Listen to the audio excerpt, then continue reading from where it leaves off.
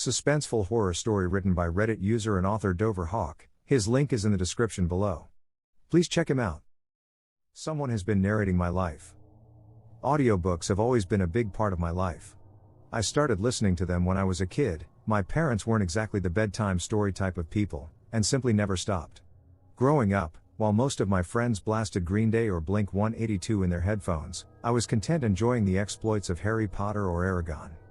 I subscribed to Audible when it first came out and never looked back.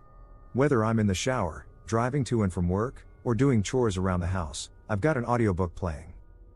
I came across this particular audiobook when it popped up as a recommendation for me. The book was called The Life of Benjamin, and as far as I could tell, the only reason that it was recommended to me was because my name is Benjamin.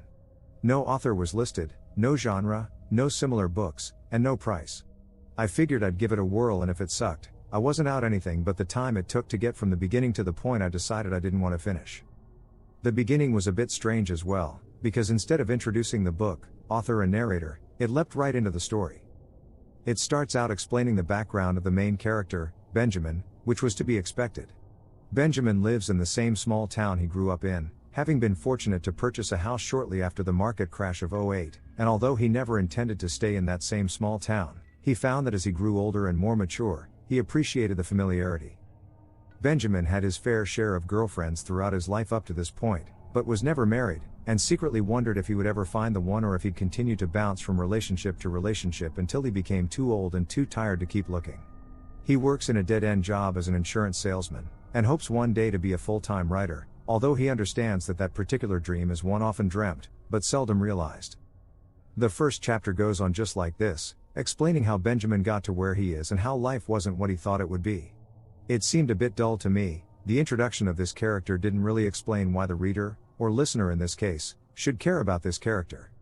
This Benjamin person may as well have been named something ridiculously generic like John Everyman as far as I was concerned, because nothing really stood out about him. Sure, I related to the character, having shared the same name and a few of the same qualities, but that was mostly because those qualities were the same things that every adult in their 30s has. I put the audiobook down and elected to give it a chance for redemption the next day while I was mowing my lawn. Chapter 2 started out much better than the first. Now that Benjamin was introduced in all his mundane glory, we could finally begin some decent scene setting. The sun had begun to set over the Ochre Mountains, casting shades of crimson and gold across the summer sky, but the heat that the sun had brought with it that day lingered like a fog as Benjamin set out to complete his least favorite chore. I cranked the lawnmower and began to push it across the overgrown lawn. Benjamin pulled on the cord of the lawn mower, bringing the machine to life, and began to push it across his overgrown lawn. I frowned and chuckled to myself. That was a bizarre coincidence. Benjamin paused suddenly, a puzzled look crossing his face. I stopped the lawnmower. He released the shut-off lever and the lawnmower came to a halt. What the hell? I muttered. What the hell? He said to himself, wondering if what he could be hearing was some elaborate joke. I pulled the earbuds out of my ears and looked around. Someone had to be messing with me, right? Someone was watching me and was tapped into my app somehow, narrating everything I was doing. Hey! I called to the empty street. Very funny. Silence answered me. Seriously, this is a solid joke. Bravo. Again, nobody answered. If my neighbors were watching, they didn't let on. Not that I could blame them. I wouldn't answer the crazy neighbor yelling at the wind either. I finished mowing the lawn, keeping an eye out for whoever was watching me, then went inside for a shower and a beer. Once inside, I popped the earbuds back in my ears, curious to see how this audiobook would go now. After mowing the lawn and finding no sign of surveillance, Benjamin placed the earbuds back into his ears to see what would happen next. Not bad. This had to be one of my friends, Adam maybe, or Brent, someone who knew me well enough to anticipate what I would do. He suspected one of his friends was the mastermind behind the elaborate prank. Someone who knew him well enough to anticipate his every action. This, he would soon discover, was not the case, because while a close friend might be able to accurately guess his behavior, it was statistically impossible to predict his thoughts. Blue, 19, Uma Thurman, he thought to himself, astounded with how quickly the narration in his ear echoed the thoughts back. He pictured the Eiffel Tower, The first time he'd had sex in the backseat of the family station wagon, he'd always told everyone it had happened at her place while his girlfriend's parents were out of town because he knew if his father found out about the station wagon he'd be in a hell of a lot more trouble than he was in when his parents finally did discover his teenaged sexual activity, and still everything he heard was precisely accurate. My heart began to beat faster. How was this possible? Just then, I heard a strange scratching sound coming from my front door. As I approached the door, the sound suddenly stopped. I peered through the peephole and saw nothing but twilight staring back at me. Stepping outside once more and standing on the front porch, Benjamin surveyed the empty street for the source of the sound. The summer breeze played with his hair as he searched for signs of life and found none. I turned around to go back inside and stopped suddenly when I saw the marks in my front door. Deep gouges were set in the door, precisely where the scratching had been heard moments ago. They were at eye level, far too high for most dogs to scratch into the door, and even if that weren't the case, the lines were surprisingly deep. He doubted he could have done the same damage in such a short time frame, even if he were using a knife or perhaps, looking at the distance and grouping of each line, a four-pronged garden rake. There was no way this was real. But it was real, the narrator said in my ear. And the horror that Benjamin was about to face was just beginning. The narration stopped, and I looked down at my phone to see that the chapter had ended.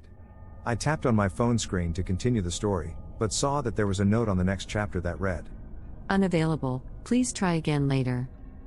I checked just about every hour of every day for a week to see if the next chapter was available. I thought about bringing it up with my friends, but I wasn't completely convinced it wasn't a prank and I refused to give them the satisfaction. I'd tried to go back and listen to the other chapter again, having realized after the initial shock wore off that even the first chapter, which I am now embarrassed to admit had bored me, was exactly how the first 30 years of my life had been, but that was also unavailable. Exactly 1 week after I finished the last chapter, the next chapter became available. I was simultaneously terrified and excited to press the play button. Benjamin was filled with a terrified excitement as he launched into the next chapter from the book that strangely mirrored his life. He'd written about it online, wondering if anyone else could offer some logical explanation for what he had been experiencing, but so far nobody had. Almost nobody believed his story was anything other than pure fiction, and those who did believe his story were somewhat crazy themselves. He'd spent the last week obsessing over the idea that an audiobook could narrate his life with such vivid detail, and had obsessed further still about the claw marks left in his door and that last line from the previous chapter about the horrors he would soon face. I'm not sure I would use the word obsessing necessarily, however I had been thinking a lot about both the implications of this strange recording, particularly the part about the horrors that I would soon face, and I think any homeowner would be pissed about the vandalism to their front door, especially since it's not something a can of paint can fix. But were the two related? That much wasn't clear to me. They say that correlation shouldn't be confused with causation, and that seemed to be what was happening here. Could whoever was narrating this story have vandalized my door, or was it simply a coincidence? Moreover, with regards to the final line of that last chapter, was this story now telling the future as well as the present? Was this an ominous message meant to frighten me? Or could it, perhaps, be a warning? I noticed that I could pause and resume the life of Benjamin whenever I felt like it, and the story would continue as if I hadn't paused it at all. I could, for example, pause the audiobook, take a shower, and resume it, and the narrator would say something like, Benjamin returned from the shower and resumed the audiobook, curious to discover if he'd missed anything. The buttons to move ahead or rewind were grayed out, and the progress bar at the top never moved, so whatever I heard could only be heard once and I had no idea how much further I could go before the chapter ended. I did try to record part of it, wondering if I could share it online to see if anyone recognized the voice of the narrator, but every recording I tried ended up with mostly just muffled static. I found myself listening to the life of Benjamin at every opportunity I could. The writing was so eloquent and the description so vivid that it gave me an appreciation for the beauty of the world I lived in. It described the scent of the morning that I normally wouldn't give a second thought about, and the way it described the city streets working like veins as they carried blood toward the heart of downtown Salt Lake. It even accurately expressed my frustration when I was cut off in traffic, and my anxiety as I prepared a presentation at work. The narrator expertly summed up my developing appreciation of the life of Benjamin with a single line. For the first time in his life, Benjamin felt truly heard. It wasn't long before the ominous message was nothing more than a bad memory, one I was beginning to doubt. Although the value of this audiobook had already made itself clear and I was already enamored with it, a new experience I hadn't yet considered quickly doubled that value in an instant. As Benjamin made his way home, enjoying the warm breeze coming through the open window and again marveling at the shades of color being thrown across the sky by the setting sun, he noticed something that gave him pause. Strange. I had just been thinking about the beauty of the sunset, but nothing had given me pause, except for maybe that line in the story. A discarded shoe on the side of the road near the jogging path that ran adjacent to the canal lay in the dry dirt. I looked toward the jogging path and slowed the car down. It was a little hard to make out, but there really was something lying in the dirt. I pulled over and got out of the car, jamming an earbud in my left ear so I could continue the story. He approached the discarded sneaker with apprehension, not knowing until that moment that the sneaker belonged to Colton Fisher, an 8-year-old boy whose parents were on the phone with the police that very moment desperately describing their missing son. The hell, I said to myself. I looked around for signs of a kid missing their shoe. There was something about the dirt though, the pattern there. As he searched around for signs of movement, his gaze drifted downward, toward the canal. I then noticed a red shape in the running water. I crawled down the side of the canal and stepped into the water. I had wondered if the red was maybe part of a shirt or a hat, but as I approached I noticed then that the red shape was moving with the water like ink. It was blood. I hurried faster as I watched the water become a deeper shade of red. I stumbled on a rock and fell down, splashing myself in the face and covering most of my body in the dirty canal runoff. I pushed myself up and felt the rock at my feet give a little. It wasn't a rock, it was a foot. I plunged my hands in the cold water and felt the body of a child. He pulled the body of Colton Fisher out of the water and scrambled back up the rocky side of the canal. He had never been formally trained to perform CPR, but he'd learned enough about it to try, all while screaming for help. I hadn't even realized I was screaming until the narrator in my ear told me, but he was, of course, right as rain.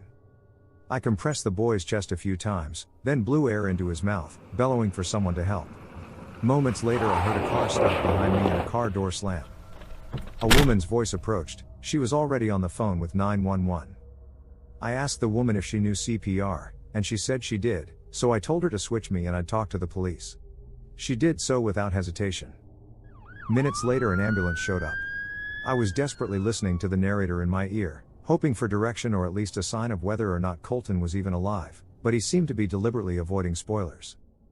The paramedics took over immediately and continued CPR. They pulled out tools and instruments and began to work faster and more efficiently than other team I'd seen. "I've got a pulse," I heard one say to another, and I felt dizzy with relief. A police officer showed up and asked the woman, whose name I learned was Karen Harvey, courtesy of the audiobook, and me a series of questions. I answered the questions, deliberately leaving out the part about my own personal narrator giving me the heads up that there was a kid in the canal with a head wound moments away from death, and soon found myself driving home. I showered, changed, then went immediately back to listening to The Life of Benjamin. I'd had to put it on hold while the police were asking their questions. Still coming down from the rush of adrenaline that came with pulling a child from the brink of death, Benjamin resumed his audiobook with a new sense of wonder. Had he not been listening at that precise moment, there was no doubt in his mind that Colton Fisher would have died that day. It was true. There's no way that kid would have survived if I hadn't been listening to that audiobook on the way home from work. The police said it looked like he'd somehow fallen into the canal and knocked his head against a rock, possibly after being spooked by an animal. Had I been even 5 minutes later, he would have drowned. It wasn't until that moment that I finally recalled the moment just before noticing the blood in the water and the rush of adrenaline kicked in. The shoe had been on the ground, but nearby were a series of grooves in the dirt, like the tracks of a large animal.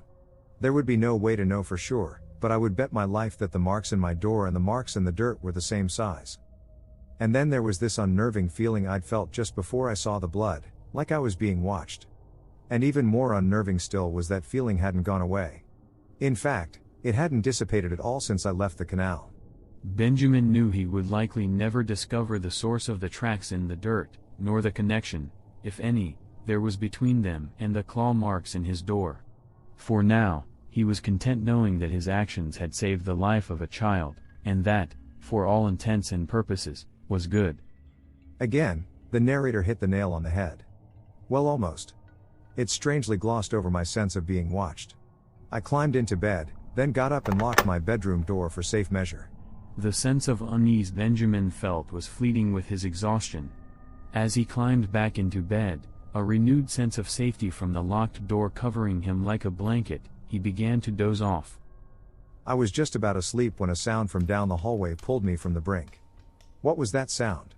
The house settling probably, or even more likely my imagination. I closed my eyes again and began to drift, when again I heard that sound, louder now, closer. It was an odd padded tapping sound.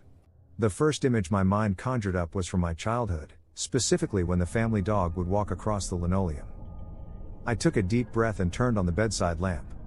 Nighttime does wild things to one's memory. In the daytime I would have quickly shrugged it off as the sound of the house settling, and that would have been the end of it. I thought for a moment, then put the earbud in my ear. Maybe the narrator could tell me what the sound was. The excitement from the day, it seemed, had manifested itself in wild imagery from his mind's eye of large monsters lying in wait in the dark. Of course, he would tell himself in the morning, this really was nothing more than the house settling, noises he'd heard dozens of times before and had quickly disregarded. I laid back down, leaving the lamp beside me turned on, and allowed myself to drift back to sleep. The last thing I recall thinking before sleep finally came was the memory of the previous chapter echoing through my head. The horror that Benjamin was about to face was just beginning. And again, that uneasy feeling that I was being watched. As always, thank you for watching. Please like and subscribe and keep an eye out for part 2. Thanks again to author, DoverHawk, for this story.